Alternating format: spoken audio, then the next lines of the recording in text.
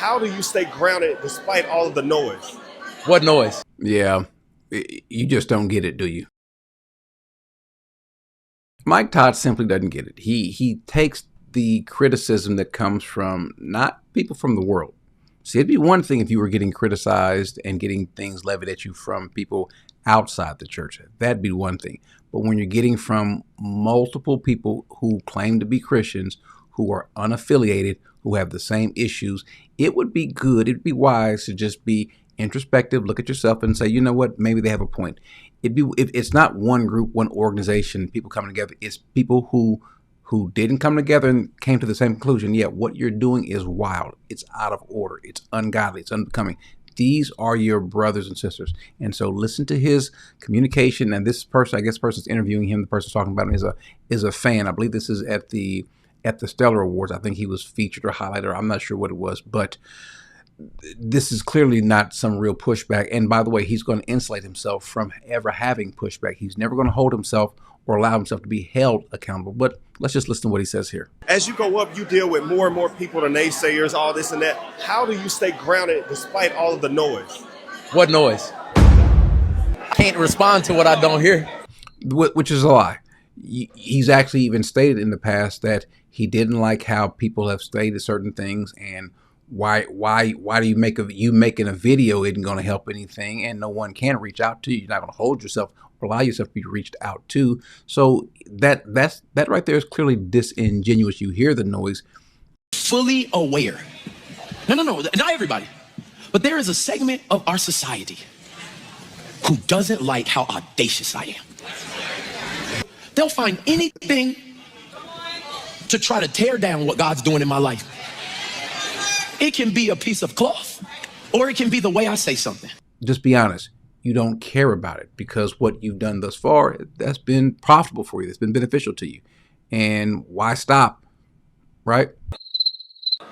I can't communicate with somebody I don't have their phone number. Talk that to you. So does that mean that I tell you what, I'm going to reach out. I'm going to make an effort to reach out to him. I'll do it. I'll have someone that I also know to do it. And let's see if we can have this conversation, not public, but a private conversation. And so all I have to do is continue to talk to God and continue to obey. And if he ever wants to sit me down, change something, all that other stuff, he knows exactly how to do that. So you said some point in time, you said how you act is your fruit. How you act, that's your fruit.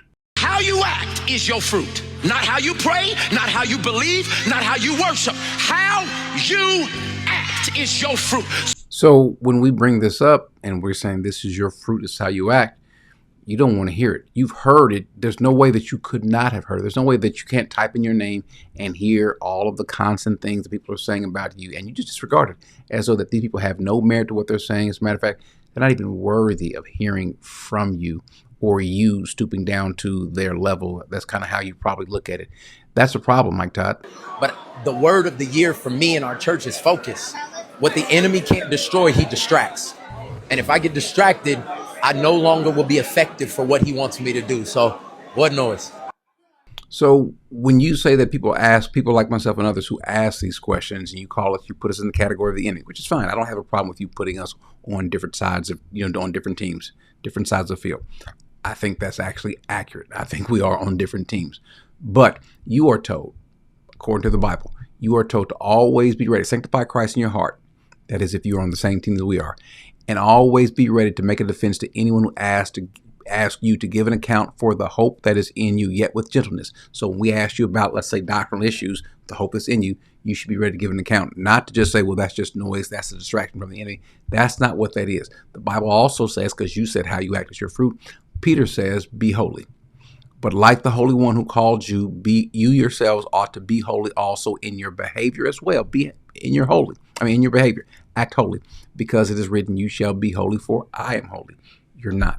And the qualifications of a pastor is that he be above reproach, respectable from those inside and out. And I don't think you are. I don't think you care about it. I think you want to keep doing what you're doing, and that's fine.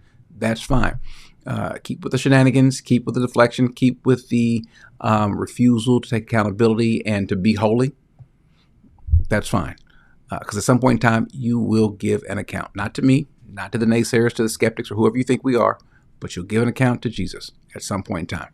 Amen. How you act is your fruit. Not how you pray, not how you believe, not how you worship. How you